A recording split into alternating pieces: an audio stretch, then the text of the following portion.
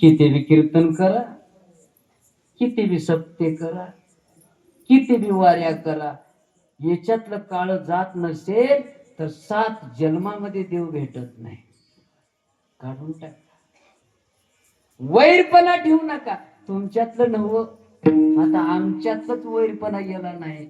कीर्तनकारांना दुसऱ्याचं कीर्तन ऐकायला तयार नाही. त्याचं कीर्तन मी ऐक, मग तूच काय ऐकलतस?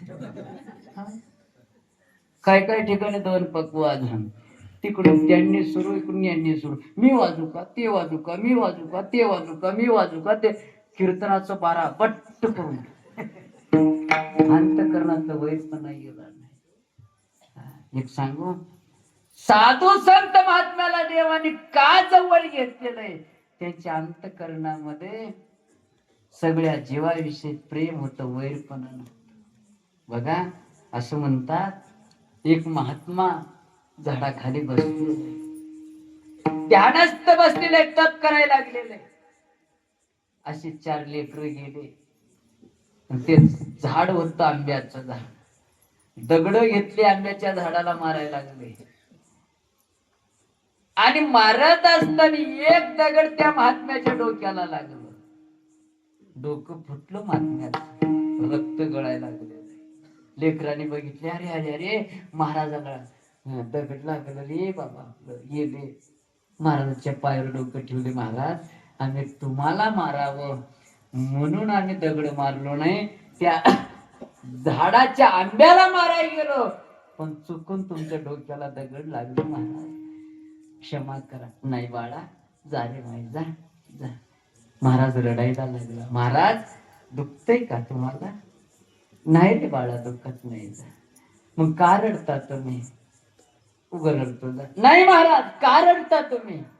का आमच्या हातानं मोठं पाप झालेलं आहे, दोष घडलेला आहे आम्हाला. महाराज, रडता तुम्ही बरं का? नाही रे, तुम्ही मारलो म्हणून मी रडत नाही, वेगळं विचार आहे माझं. का रडता? अरे बाबा, तुम्ही मारलेला दगड झाडाला लागल्यानंतर त्या झाडानं तुम्हाला गोड गोड गोड फळ देतो रे, पण ते दगड मला लागलं, पण माझ्याकडे तुम्हाला देण्यासाठी काहीच नाही, म्हणून मी रडतो. निर्वैर म्हणतात बरं का. काही ताकद, मार लागल्यानंतरही दुसऱ्याचं उद्धार व्हावं म्हणून देवाने त्यांना जवळ घेतलेलं. तुकोबरायाला मंबाजी भट्टाने येळूच्या लाकडाने मारलं. किती त्या येळूच्या लाकडाचे चिंदड्या झाले. रात्री महाराजांनी कीर्तनामध्ये उभा राहिले. उभा राहिल्याच्या नंतर श्रोता अजून आलेला नाही. महाराज कीर्तनाला सुरुवात केली नाही. विना घेऊनच गेले. अरे माझ्या हाताने महाराजाला मारलेला आहे, काय तोंड घेऊन मी कीर्तन ऐकू त्यांचं? पांघरून घेऊन झोपलेलं. महाराजांनी गेले, विना आपल्या भक्ताच्या हातात दिले आणि त्याचे पाय हात दाबायचे. तोंडावरच दुपट्टा काढून बदल्यानंतर महाराज, महाराज तुम्ही आलात? हो. तुम्ही कीर्तन ऐकायला आलो नाही? दर एकादशीला माझे कीर्तन तुम्ही ऐकणार, आज ऐकलोच नाही तुम्ही? आलो नाही. मला माहित आहे तुम्ही या दोन्ही हाताने मला मारलो, म्हणून तुमचे हातपाय दुखत असल, म्हणून मी दाबायला आलो. असं कधी करतो का आपण? नाही नाही नाही. आता अंतकरणातलं वैरपणा. अहो, एकानं पंढरपूरला निघाला. पंढरपूरच्या अलीकड पेनूर गाव आहे, तिथं मुक्काम झालं. मुक्काम झाल्यानंतर त्या गावातल्या पाटलाने म्हणलं, महाराज कुठं हो? पंढरपूरला. मग चला घराकडे, अंदाज झाले कुठे जाता? गेले. बसले बैठकीला. दुसरा एक महाराज आला. राम राम राम राम. कोणतं गाव? कुठं? पंढरपूरला. मग अंदाज झालाय की? हो म्हणलं. मग जेवायला? कोणी नाही. येत आमच्या घरी? चला निघा. अगोदरचा महाराज बैठकीत बसला, यानं पाया देऊ लागले. दोघाची नजर एकामेकावर पडले. यानं त्याला बघते, त्यानं याला बघते. मांजराला मांजर बघल्यावर का याला वाटलं त्यानं अगोदर आलं म्हणजे त्यानं अर्ध दक्षिणा घेते. याला असं वाटलं यानं कशाला आलंय, माझ्या दक्षिणा मधला अर्ध घ्यायच्या. राम राम राम राम जय हरी. अंग तुमची वारी माझी वारी वा वा वा. तेवढ्यामध्ये काय झालं, हरिपाठ सुरू झाला. एकानं म्हणलं, महाराज पाटील जेवायला उशीर असेल तर हरिपाठाला जाऊ. एकटा गेला, राहिलेलं गप बसलो नाही. पाटील ते कोण आहे माहित आहे का? माहित आहे महाराज आहेत पंढरपूर. नाही म्हणजे शेजारच्या गावचं मला माहित आहे. ते महाराज नाही काय नाही, निव्वळ गाढव आहे म्हणून. पाटलं ऐकून घेतलं गप बसलो. ते हरिपाठ करून आलं की पोती सुरू झालं. यानं म्हणलं मी जाऊ का? जा. मग ते नंतर गप बसाव का नाही. पाटील ते कोण आहे माहित आहे का? महाराज आहे. नाही महाराज नाही काय नाही म्हणलं, ते निव्वळ बैल आहे म्हणलं, मला माहित आहे. एकानं गाढव म्हणते, एकानं बैल म्हणते. त्यानं आल्यानंतर जेवायला बसा म्हणजे हातपाय देऊन जेवायला रगडून बसले. पाटील लई हुशार होते आपल्या गावातल्या पाटलामध्ये. गाढव काय खाते? हराळी. बैल काय खाते? कडबा. एकाच्या समोर कडबा, एकाच्या समोर हराळी. या देवाचं म्हणजे खमंग खमंग वास आला. आणि पडेल आम्ही का भिकारी दिसतो का? मी का गाढव आहो का? मला विचार नका, त्या महाराजला विचार. मी का बैल आहो का? मला विचार नका, या महाराजला विचार. किती वाऱ्या केल्यानंतर देव दुसऱ्याचं बरं व्हावं त्याचा विचार करायचा. बघा साधू संत महात्मे कधी वैरपणा धरलं नाही, उद्धार केलेलं आहे. बघा माझ्या ज्ञानोबरायला लोकांनी गावातून हाकलून दिलं. ज्ञानोबरायांनी, निवर्ती दादानी, सोपन काकानी, मुक्ताबाईनं गावातून निघून गेल्यानंतर एक झोपडी घेऊन झोपडीत राहायला लागले. गावात आल्यानंतर लोकांनी लात मारायला लागले. कोण मधुकरी दिलं नाही. 10 दिवस उपाशी. 4 वर्षाची मुक्ता म्हणते, दादा झालं बाबा काहीतरी मागून आण.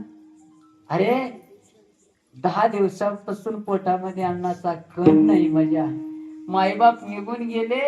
3 भाऊ माझ्यापेक्षा मोठे आणि माझ्या एकटी बहिणीला पोट भरवत नाही रे तुमच्यानं. काय तुमची जिंदगी आहे? ज्ञानदादाने जोडी घेऊन गावात आले. पहिल्या घरी गेले. कुराण भिक्षान देही माई. कोण आहेस रे?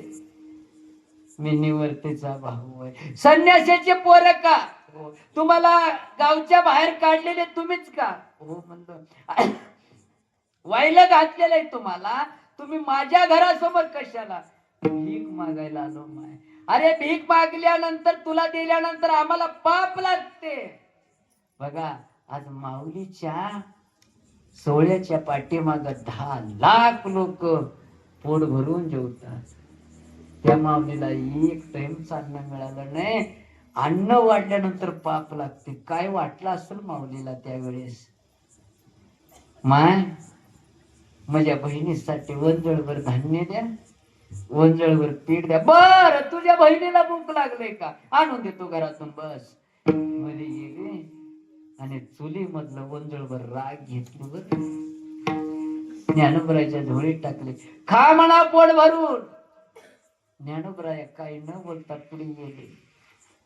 कुराण भिक्षान देही माय. कोण?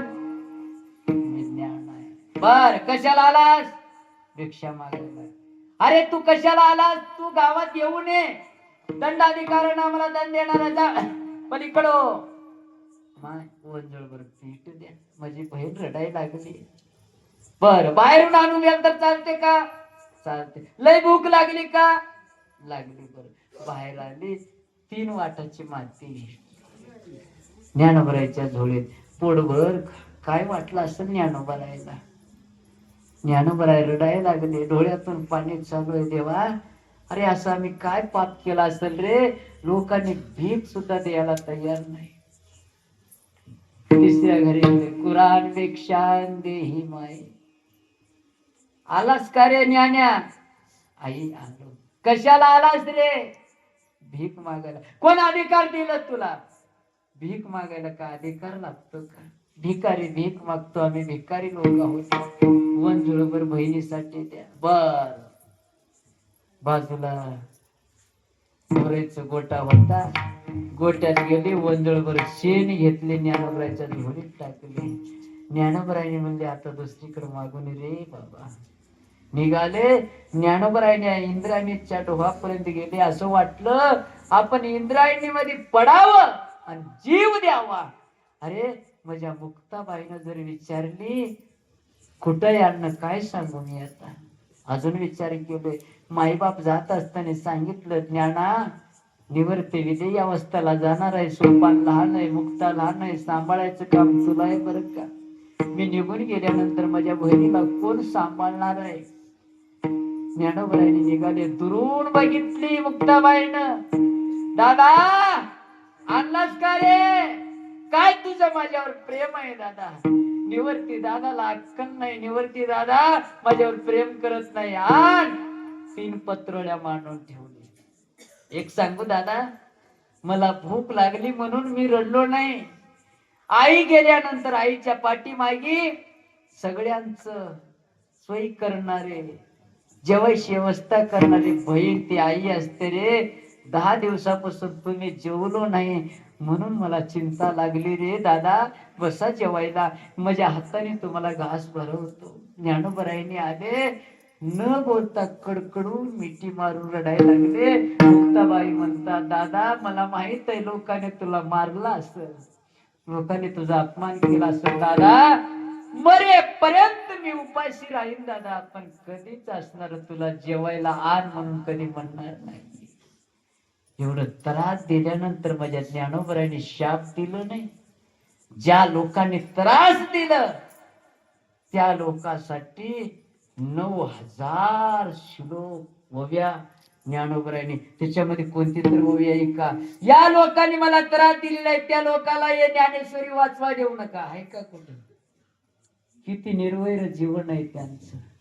हो, ज्ञानेश्वरी कळत नाही म्हणून हरिपाठ आपल्यासाठी ठेवलेलं आहे. अमृतानुभव आपल्यासाठी ठेवलेला आहे. चांगदेव 65 आपल्यासाठी ठेवलेलं आहे. निर्वैर जीवन आहे म्हणून ज्ञानोबरायने जात असताना देव सुद्धा रडले. का? असला निर्वैर जीवन कोण जगला नाही. आपणाला बी देव हात धरावा असं वाटत असेल, आपणाला बी देवाने जवळ घ्यावा असं वाटत असेल, जीवन जगत असताना निर्वैर जीवन जगा. कोणासोबत वैरपणा ठेवू नका. काय आपल्या संग न्यायचं आहे, पोटामध्ये काळ ठेवू नका, कपटपणा ठेवू नका. अहो याचं पोट दुखते त्याला विचारलं पोट दुखते का? हो म्हणलं चल दवाखान्यामध्ये दाखलं. गावात दाखलं, तालुक्यात नेलं, जिल्ह्यात नेलं, पुण्यात नेलं, मुंबईत नेलं, 50,000 खर्च आलं. विचारलं का दुखते रे? शेजारच्यानं गाडी घेतल्यापासून दुखते. कसं नीट होईल? देवाला जर पाया पडत असताना देवा गावचं वाटोळ होऊ दे असं जर तुम्ही मागा, देवाने म्हणते बाबा गावामध्ये तू बी आहेस, तुझ्यापासून सुरू करतो. देवा गावाच्या लोकांचं चांगलं हो दे. देव म्हणल गावात तू बी आहेस, तुझ्यापासून सुरुवात करतो. म्हणून जीवन जगत असताना निर्वैर जीवन जगा. वैरपणा ठेवू नका. दुसऱ्याच वाटळ होऊ दे म्हणलं आपलं नंबर लागते. बघा ते लक्कनगाव महाराज, वामनराव महाराज होऊन गेले तुम्हाला माहित. त्यांनी सांगतो ते बघा दर्शन. नवरा म्हण बायकोनं नवऱ्याला म्हण बघा काही करा कसंही करा तुमच्या माईला नेऊन ढोवामध्ये टाका. म्हणलं का? नाही म्हणलं खायला अगोदरच आहे, पियाला अगोदर आहे, काम करणं काय करणं मला लय डोकं उठलंय, नेऊन डबामध्ये टाका. त्याने म्हणलं सगळे झोपल्यावर टाकतो. म्हातारी झोपली. 12 वाजता बाज उचलला, निया लागला. नुसतं वारं सुटलं की म्हातारी त्या बाजावर उठून बसली. जाता जाता तळ्याच्या बाजूला चिंचाचे झाड होते, ते फांदे असं हालायला लागले, त्या झाडाला धरली. त्यानं नुसतं बाजनेला हर हर महादेव म्हणला, धनमन्या तळ्यामध्ये टाकला. घरी आला, बायको म्हणली टाकला. हो या तुमचं तोंड गोड करतो. बसली. आणि त्याच दिवशी सगळे चोर चोरी केले, त्या झाडाखाली वाटून घ्यायला गेले. तुला 5 किलो सोनं, तुला 5 किलो सोनं, तुला 5 किलो सोनं. वरून म्हातारी म्हणली मला र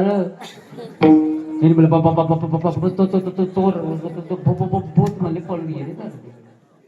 तिने खाली उतरली, तिच्याकडे काय बी नव्हतं. नवार लुगडं होतं, 3 वार फाडली, तेव्हापासून 6 वार निघालं. अगोदर नव्हतं.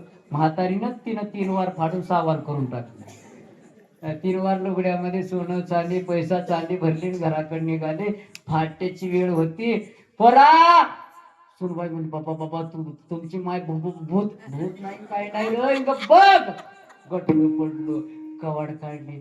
या सासू माय असंच म्हणत्या का मोदीचे पैसे आले? मध्ये बसून तुम्हाला तर नेऊन तळ्यामध्ये टाकलं, ढोळामध्ये टाकलं आणि तुम्ही सोनं चांदी येडी आहेस.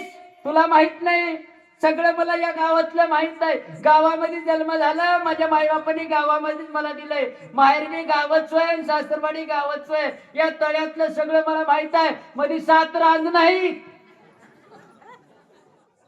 सोनं चांदी पैसा.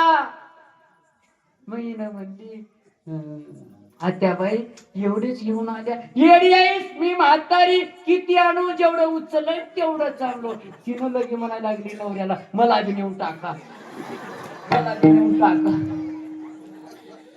तिनं म्हणला उजुडलंय आता, रात्री नेऊन टाकतो तुला. संध्याकाळी 6 वाजल्यापासून मला बी नेऊन तळ्यात टाक. रात्री 12 वाजले, हिला का झोप लागते का? नेऊन टाकायची न बाजावर बसली. म्हातारी पुण्यवान होती म्हणून आपल्या काल्याचे कीर्तन ऐकायला आली. हिनं महापाप केलेली होती, हिला कोणतंच आडवं आलं नाही. हर हर म्हणला दन म्हणे ऐकले की नाही? बघले नाहीत का म्हणाला वस्तूला टाकता. तिनं खाली बाजूवरी 2 वाजता आपल्याला 4 वाजेपर्यंत वाट बघत बसलोय. आता आणल आता आणल आता आणल आता आणल. काकडा सुरू केले भजनी मंडळ. आणल आणल आणली का? हा तिच्या पोटामध्ये काळ होत म्हणून तिने तिकडच गेले. म्हातारे पुण्यवान होती म्हणून सोनं चांदी घेऊन आले. म्हणून पोटामध्ये काळ ठेवायचं नाहीये. हो देव भेटावं मनामध्ये इच्छा असेल, कपट ठेवू नका, वैरपणा ठेवू नका, काळ ठेवू नका. देव तुमच्या घरी भेटलच याची गॅरंटी अभंगाच्या 2ऱ्या चरणात.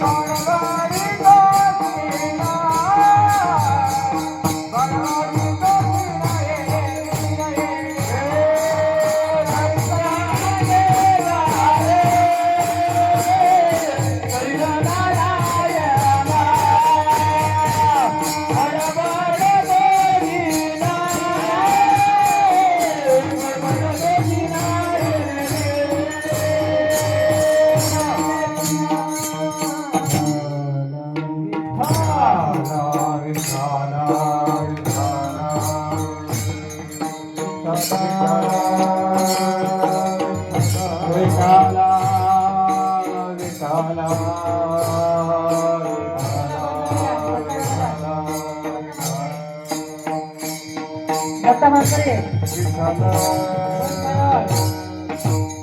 बोलो विठाला विठाला